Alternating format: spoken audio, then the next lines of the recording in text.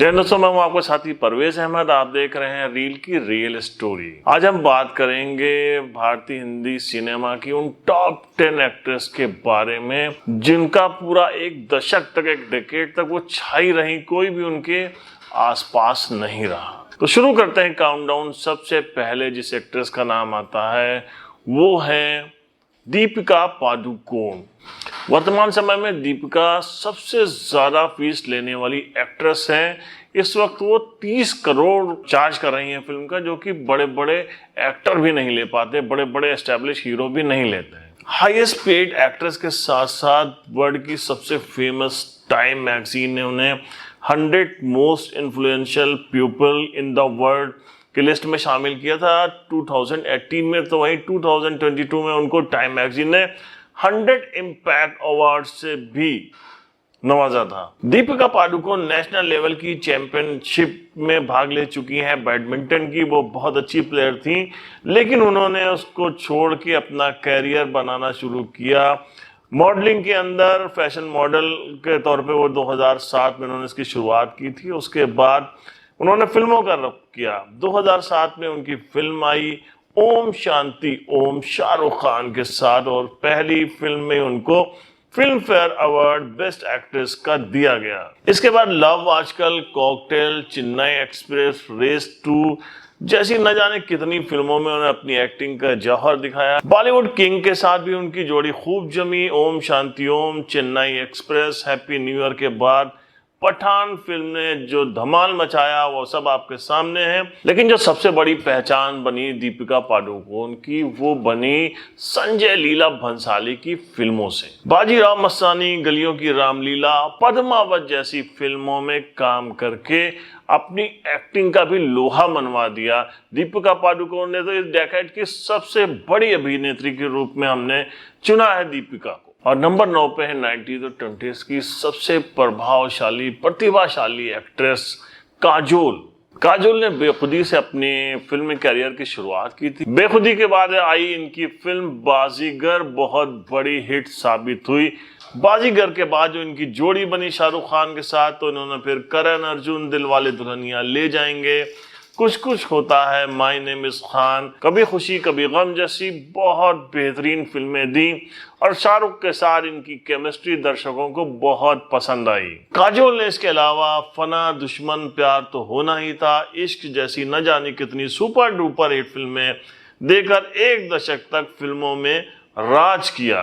6 बार इनको film fair award मिला, जिसमें इनको 5 बार बेस्ट एक्ट्रेस के लिए भी चुना गया। अब हम बात करेंगे नंबर 8 के लिए। नंबर 8 पे वो एक्ट्रेस है जिन्होंने 80s के दशक में अपना कैरियर की शुरुआत की, और उसके बाद तो उनकी खूबसूरती, उनका स्टाइल, उनका डांस, उनकी स्माइल के लोग दीवाने हो गए। जी हाँ दोस्तों, हम बात कर रहे हैं धक धक गर्ल माधुरी दीक्षित। 1984 में उन्होंने अबोध फिल्म से अपने करियर की शुरुआत की। उसके बाद उनकी उत्तर दक्षिण एक फिल्म आई थी, लेकिन जिस फिल्म में इनको पहचान दिलाई वो थी तेजाब। तेजाब का गाना 1 2 3 का डांस देखकर तो पूरा देश इनका दीवाना हो गया, और देश की ये चहेती हीरोइन हो गई। इसके बाद आई 1989 में परिंदा, और फिर राम लखन ने तो इनको सर्वोच्च अभिनेत्रियों की लिस्ट में शामिल कर दिया। इसी साल आई त्रिदेव, और उसके बाद 1990 में आई किशन कन्हैया ने अपना दबदबा कायम किया।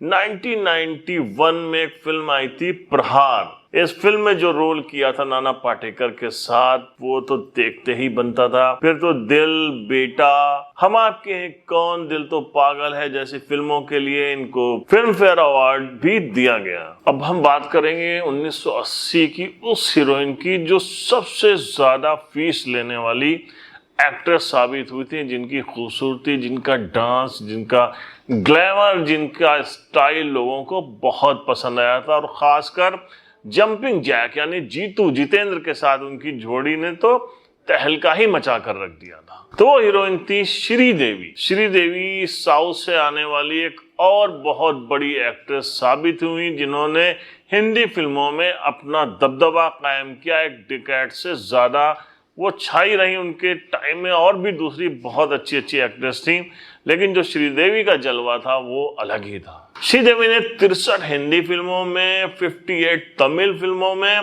और 21 मलयालम फिल्मों में काम किया। इसके अलावा तेलुगु और कन्नड़ फिल्मों की भी ये सुपरस्टार रही। 1975 में जूली फिल्म में इन्होंने बाल अभिनेत्री का काम किया था। उसके बाद 1978 में एक 16वां सावन फिल्म आई थी जो कि बहुत हिट हुई थी। लेकिन 1983 में आई फिल्म हिम्मत वाला ने तो खूब वाहवाही लुटी। चारों तरफ इस फिल्म का डंका बजा। बहुत कामयाब सक्सेसफुल फिल्म साबित हुई हिम्मत वाला। इनकी खूबसूरती, मॉडर्न ड्रेसिंग, इनका फिगर, इनका डांसिंग स्टाइल ने लोगों को दीवाना बना के रख दिया। एक और बात है कि सबसे ज्यादा महिला प्रधान फिल्में करने वाली भी एक्ट्रेस श्रीदेवी रही हैं। जितेन के साथ इन्होंने हिम्मत वाला के साथ ही जस्टिस चौधरी, जानी दोस्त, तोहफा, मवाली, मकसद, बैक टू बैक फिल्में करके चारों तरफ बिल्कुल पॉपुलैरिटी के एक्सट्रीम पे पहुंच गई। इसके अलावा उनकी सदमा, इनकलाब, जाग उठा इंसान, आखिरी रास्ता, धर्माधिकारी, कर्मा, सल्तनत, खुदा गवाह जैसी फिल्में, मिस्टर इंडिया, हाँ मिस्टर इंडिया भी बहुत बड़ी हिट साबित हुई थी। लेकिन जिस फिल्म ने इनको घर घर में मकबूलियत दिलाई वो फिल्म थी नगीना। इस फिल्म का एक गाना था जिसमें इनका डांस था, मैं तेरी दुश्मन दुश्मन तू मेरा, इतना ज्यादा पॉपुलर हुआ कि उसने सारे रिकॉर्ड ध्वस्त कर डाले थे। नंबर 6 पे आती है एक बहुत ही प्रभावशाली एक्ट्रेस जो अपनी एक्टिंग, अपने नृत्य से लोगों के दिलों पर राज करती थी। भानु रेखा गणेशन, यानी कि सबकी लोकप्रिय अभिनेत्री रेखा। 1970 में फिल्म सावन भादो से रेखा ने अपने करियर की शुरुआत की थी। जमीन आसमान, अनोखी अदा, नागिन, आक्रमण, ईमान धर्म, कर्तव्य, जुदाई जैसी बहुत सारी फिल्में रेखा ने दी। लेकिन खूबसूरत एक उनकी फिल्म आई थी जिसको बहुत लोगों ने उनके उस रोल को पसंद किया था। एक चुलबुली लड़की का किरदार निभाया था रेखा ने। और इसी के बाद एक उनकी फिल्म आती है उमराव जान, जिसने उनके स्टैंडर्ड को बहुत हाई कर दिया। इस फिल्म में वो उमराव जान के तवाइफ का रोल उन्होंने किया था, लेकिन उनकी संवाद अदायगी, उनकी नृत्य लोगों को बहुत ही ज्यादा पसंद आया। इस फिल्म के गाने इन आंखों की मस्ती के मस्ताने हजारों हैं, आज भी सुनाई देते हैं। अमिताभ बच्चन के साथ इनकी जोड़ी बहुत ही खूब जमी। गंगा के सौगंध, मुकद्दर का सिकंदर, मिस्टर नटवरलाल, सिलसिला, सुहाग, राम बलराम जैसी कितनी फिल्में इन लोगों ने साथ साथ की। इन दोनों की केमिस्ट्री पब्लिक को बहुत पसंद आती थी। दोनों के रोमांस के चर्चे भी खूब रहे। नंबर 5 पे हम बात करेंगे उस हीरोइन की जिसके सौंदर्य और प्रतिभा का जो अनूठा संगम था वो लोगों को बहुत पसंद आता था। उनकी खूबसूरती के चर्चे इस कदर थे कि उनको ड्रीम गर्ल का खिताब दिया गया था। ड्रीम गर्ल यानी कि हेमा मालिनी। हेमा मालिनी को फिल्मों में आने के लिए बहुत संघर्ष करना पड़ा था, लेकिन उनको ब्रेक दिया शोमैन राज कपूर साहब ने फिल्म सपनों का सौदागर से, जिसके बाद से वो फिल्म तो ज़्यादा नहीं चली थी लेकिन उनकी एक्टिंग और उनकी खूबसूरती के खूब चर्चे हुए। 1970 में एक फिल्म आई थी जानी मेरा नाम, देव साहब की ये फिल्म थी और जो फिल्म सुपर डुपर हिट साबित हुई। और इस फिल्म में हेमा मालिनी ने जो एक्टिंग के साथ जो पर्दे पे अपनी मुस्कान, अपना डांस, अपना स्टाइल, अपनी खूबसूरती के जलवे बिखेरे तो वो सबके दिलों पे राज करने लग गई। 1971 में फिल्म आई रमेश सिप्पी साहब की अंदाज। राजेश खन्ना की प्रेमिका का उन्होंने रोल किया था जो उनकी मौत के बाद अकेली हो जाती है। अपनी इमोशनल एक्टिंग से हेमा मालिनी ने अपनी बड़ी पहचान करा दी। रमेश सिप्पी की 1972 में एक फिल्म आई सीता और गीता, डबल रोल में हेमा मालिनी। इतनी भाई लोगों को इस फिल्म ने कमाई के सारे रिकॉर्ड तोड़ दिए थे। इसी साल धर्मेंद्र और हेमा मालिनी की एक फिल्म आई शराफत। दोनों इतने ही फिल्म में खूबसूरत दिखे थे कि ये जोड़ी लोगों को बहुत ज्यादा पसंद आई। 1975 वो वर्ष था जब हेमा मालिनी के लिए कुछ विशेष होने वाला था। इस साल शोले, सन्यासी, धर्मात्मा, प्रतिज्ञा जैसी फिल्में उनकी सुपर डुपर हिट साबित हुई। और इन फिल्मों में हेमा मालिनी ने एक्टिंग के साथ साथ जो अपनी खूबसूरती के जलवे बिखेरे तो वो दिलों पे राज करने लगी। उनको रील की ड्रीम गर्ल कहा जाने लगा और रील की ड्रीम गर्ल से धर्मेंद्र साहब इतना ज़्यादा प्रभावित हुए कि उन्होंने उनको अपनी जिंदगी की ड्रीम गर्ल बना लिया। हेमा मालिनी की खूबसूरती का अंदाजा इसी से लगाया जा सकता है कि उनकी खूबसूरती के ऊपर ही एक फिल्म बनी थी ड्रीम गर्ल। अब हम बात करेंगे नंबर 4 की। उस वक्त भी बहुत सारी ऐसी एक्ट्रेस थी जो फिल्म इंडस्ट्री में अपना जलवा कायम कर रही थी, लेकिन बैक टू बैक 2 दर्जन से ज्यादा सिल्वर जुबली फिल्म देने वाली एक्ट्रेस, और उस वक्त सबसे हाईली पेड एक्ट्रेस थी आशा पारिक। आशा पारिक जिस फिल्म में होती है वो फिल्म सफलता की गारंटी मानी जाती थी। मतलब प्रोड्यूसर डायरेक्टर उनके घर के बाहर लाइन लगाकर बैठे रहते थे। 1959 में आशा पारिक ने दिल दे के देखो से डेब्यू किया था। पहली फिल्म सुपर डुपर हिट साबित हुई। इसके बाद तो बैक टू बैक जब प्यार किसी से होता है, फिर वही दिल लाया हूँ, जिद्दी, मेरे सनम, तीसरी मंजिल, आए दिन बहार के, उपकार, कन्यादान, प्यार का मौसम, चिराग, आया सावन झूम के, पगला कहीं का, कटी पतंग, मेरा गांव मेरा देश और मैं तुलसी तेरे आंगन की। इतनी सुपर डुपर हिट फिल्में आशा पारिक ने दी कि एक तरफ जैसे कहा जाता था कि जुबली कुमार, जिस फिल्म में राजेंद्र कुमार होते थे वो सिल्वर जुबली होना तय होती थी, उसी तरीके से कहा जाता था कि जिस फिल्म में आशा पारिक होंगी वो फिल्म और उसके गाने तो हिट होना तय है। नंबर 3 पे हम बात करेंगे उस एक्ट्रेस की जिसकी फिल्में लोगों ने 5-5, 6-6 बार देखी थी। उनकी जब कोई फिल्म लग जाती थी तो हुजूम उमड़ पड़ता था और सिर्फ उनके नाम पे ही लोग जाते थे। हीरो तो जो भी होता था, अगर वो एक्ट्रेस रहती थी तो लोग दौड़ पड़ते थे बॉक्स ऑफिस पे। वो फिल्म सुपर डुपर हिट साबित होती थी। उनकी मुस्कान, उनका जो नेकलेस पहनने का स्टाइल था, उनके साड़ी पहनने का स्टाइल लोगों को बहुत पसंद आता था। उन्होंने तो अपने युग में पूरे देश में लड़कियों का हेयर स्टाइल बदल कर रख दिया था और लोग कहते थे ये है साधना कट। जी हाँ, बात कर रहे हैं फिल्म एक्ट्रेस साधना की। 1960 में परख से उन्होंने अपनी फिल्म करियर की शुरुआत की थी। इसके बाद हम दोनों भी उनकी बहुत अच्छी फिल्म आई, लेकिन 1962 में एक फिल्म आती है देव साहब के साथ, उनकी असली नकली। इस फिल्म का एक गाना, तेरा मेरा प्यार अमर, फिर क्यों मुझको लगता है डर, ऐसी अदायगी इन्होंने इस गाने में की थी। इतनी खूबसूरत इस फिल्म में साधना लगी थी कि लोग इनके दीवाने हो गए थे। इनकी खूबसूरती, इनकी स्माइल, इनकी फेशियल एक्सप्रेशन लोगों को बहुत भाते थे। 1963 में इनकी फिल्म आई मेरे महबूब, बहुत बड़ी हिट साबित हुई।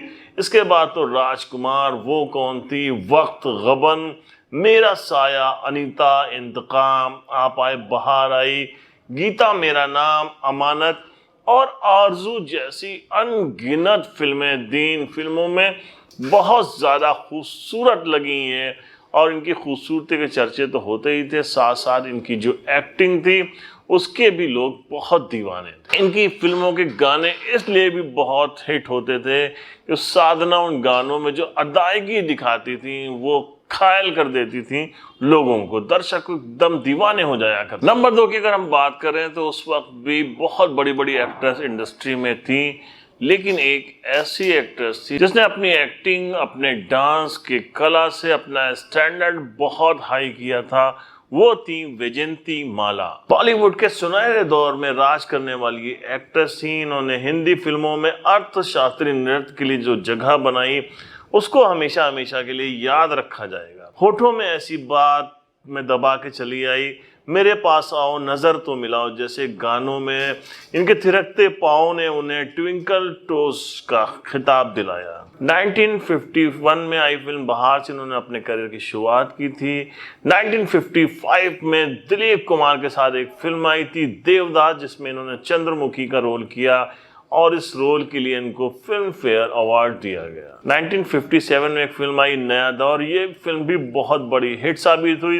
दिलीप कुमार के साथ इस फिल्म में इनकी जोड़ी एक बार फिर बहुत ज्यादा पसंद की गई। 1958 में साधना और मधुमती जैसी लाजवाब फिल्में करके इनका नाम सर्वश्रेष्ठ अभिनेत्रियों में शामिल हो गया। 1961 में एक फिल्म आई थी गंगा जमुना, दिलीप कुमार साहब के साथ। ये बहुत बड़ी हिट फिल्म थी। आप जानते हैं कि वैजयंती माला साउथ की रहने वाली थी, उसके बावजूद उन्होंने इस फिल्म में जो अभिनय किया था, जो भोजपुरी भाषा का इस्तेमाल किया था, उसके लिए इनका अभिनय सर्वश्रेष्ठ एक्टिंग में गिना जाता है। उसके बाद इन्होंने संगम, लीडर, ज्वेल थीव, संघर्ष, साथी और प्रिंस जैसी फिल्मों में काम करके अपने आप को फिल्म इंडस्ट्री की बहुत बड़ी अभिनेत्री के रूप में स्थापित किया। अब हम बात करेंगे नंबर 1 की। वैसे तो उस वक्त नरगिस, मीना कुमारी, गीता दत्त, सुरैया जैसी न जाने कितनी वर्सेटाइल एक्ट्रेसेस थीं फिल्म इंडस्ट्री में, लेकिन एक ऐसी एक्ट्रेस जिसको आज तक फिल्मी इतिहास की सबसे खूबसूरत अदाकारा का खिताब दिया गया है, वो थी मधुबाला। मधुबाला उस वक्त की सबसे हाईएस्ट पेड एक्ट्रेसेस थी और जितना फीस लेती थी उस वक्त मधुबाला, आज के हिसाब से अगर किया जाए तो इंडस्ट्री की कोई भी हीरोइन उनके आसपास नहीं ठहरती है। मात्र 36 साल में ही मधुबाला इस दुनिया को छोड़कर रुखसत हो गई। 8 साल की उम्र में ही मधुबाला ने फिल्मों में काम करना शुरू कर दिया।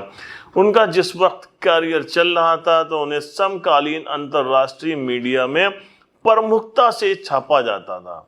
एशिया, यूरोप, अफ्रीका जैसी कंट्रीज में भी मधुबाला बहुत ज्यादा पॉपुलर थी। आप इसी से अंदाजा लगा सकते हैं कि 2008 में आउटलुक मैगजीन ने जो पोल कराया था उसमें उनको बॉलीवुड इतिहास की सबसे फेमस, सबसे प्रतिभाशाली, सबसे खूबसूरत अभिनेत्री के रूप में चुना गया था।